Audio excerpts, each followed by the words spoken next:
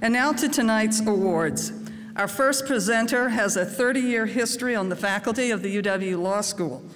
He's an award-winning professor known for teaching excellence and a scholar who's made significant contributions to the state's legal system. The State Bar of Wisconsin has honored his work with the President's Award of Excellence. Please join me in welcoming Dean Ken Davis.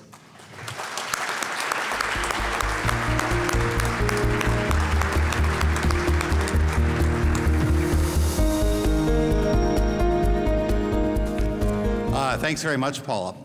Before I begin my assigned task, I just want to extend my congratulations to one of our future honorees, Judge Kay Oberle. You see, Kay and I share something very special. Her college roommate is my current roommate, my wife, Lindy, and so Kay, wherever you are, it's really dark out there right now. Lindy and I are very proud of all you've accomplished. But now I want you to join me in honoring another distinguished graduate of our law school, Arnold Weiss. The depth and breadth of Arnie's experiences are truly unique to most people living today. From his humble beginnings as a child in Nuremberg, Germany, through his extraordinary experience in World War II, during his academic career at the University of Wisconsin, and throughout his 50-year career in international finance, Arnie has certainly proven worthy of this highest honor for alumni of our great university. He's a regular contributor and supporter of the university and of the law school, a longtime member of the Wisconsin Alumni Association, and widely respected by today's law students and faculty. Here's more about the extraordinary life and work of Arnie Weiss.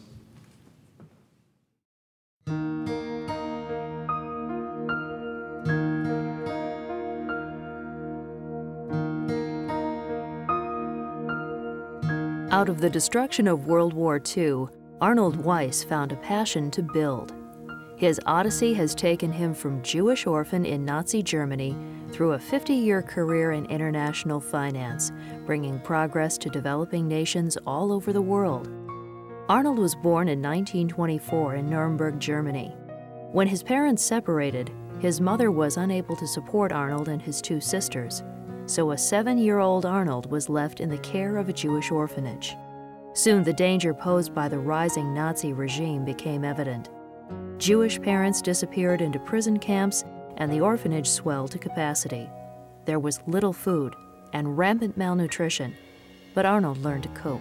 You always had someone you could play with and talk to. You had companionship. Arnold was selected to emigrate to the United States in 1938. He had only a cardboard suitcase with a few clothes and didn't speak English. When a foster family did not meet him in Chicago as planned, Arnold stowed away on a train to Milwaukee, hoping to find fellow Germans. As a teenager, Arnold spent time in Milwaukee soup kitchens, orphanages, and foster homes, but was eventually placed with a foster family in Janesville. Finally given the chance for a normal childhood, he flourished. He earned good grades in school and developed close relationships with his foster parents and siblings. In 1942, Arnold enlisted in the U.S. Army Air Corps, beginning his military career as an instrument technician and B-17 gunner. He arrived in Paris in 1944 and advanced with his division to the Battle of the Bulge. He was also part of the American liberation of the Dachau concentration camp, a harrowing experience he can never forget. By the end of his service, Arnold was an intelligence officer responsible for bringing Nazi war criminals to justice. Now 21 years old and one of the few American soldiers who was fluent in German, he was assigned to interrogate Nazi prisoners. After the German surrender, acquiring evidence of Adolf Hitler's death became an international priority. Arnold and a British officer were summoned by the Allied Supreme Headquarters to lead the pursuit of this evidence. Their efforts soon led to the capture and arrest of SS General Wilhelm Zender, who'd been with Hitler in his bunker just prior to his death. There was no immediate indication that this guy had anything of value, but when I was interrogating him, he said to me, "I suppose you want the documents?" I said, "Yes," having no idea what the hell he was talking about. Zender led Arnold to a hidden briefcase, and before long, Arnold realized he'd discovered the last will and political testament of Adolf Hitler, the last will of propaganda minister Joseph Goebbels, and the marriage certificate of Hitler and Eva Braun. The documents detailed succession plans and eventually became important evidence at the Nuremberg trials in trying remaining officials of the Third Reich. Arnold was honored with the Army Commendation Medal for his important discovery. Arnold stayed in Germany until 1947 as a military intelligence officer, working with the U.S. Treasury to trace assets of the Nazi Party. After his service, he returned home to attend the University of Wisconsin. Arnold spent his 4 years active in student politics and the Hoofers Hiking Club, and he was a house fellow in Goldberg House. He also enjoyed time at the Hasty Tasty Tavern on University Avenue. With little money and a strong work ethic, Arnold used the GI Bill to earn undergraduate degrees in political science and economics, and his law degree. I've always looked back on the university as a very pleasant experience. I made a lot of good friends there. I enjoyed the law. I also worked as an interpreter and translator for the Nuremberg trials, and law seemed like a great way to earn a living. Following graduation, Arnold returned to the U.S. Treasury as General Counsel to the Office of International Finance.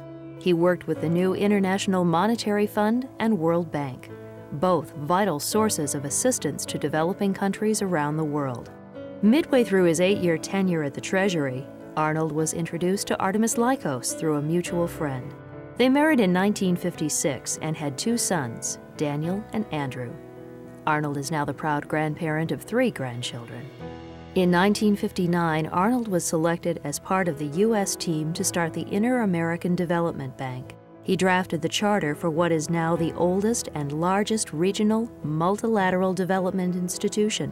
For 18 years as the bank's general counsel, Arnold led operations in economic and social development, including agriculture, energy, transportation, public health, education, and urban development. Arnold then moved to the private sector.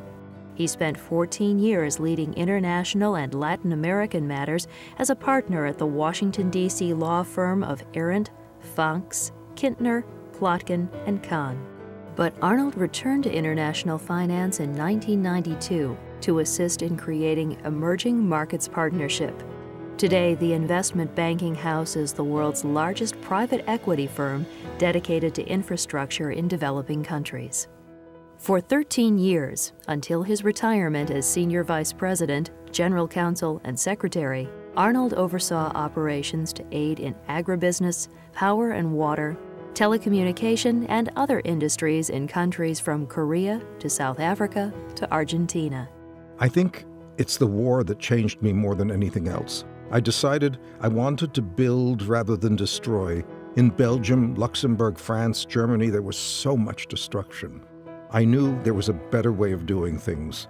Going into development work and making a good living doing it proved to be a worthy choice. A testament to the American dream and the resiliency of the human spirit, Arnold Weiss overcame a childhood filled with disadvantage. Through his leadership, University of Wisconsin education, expertise, and compassion, he built a legacy of social and economic progress in nations all over the world.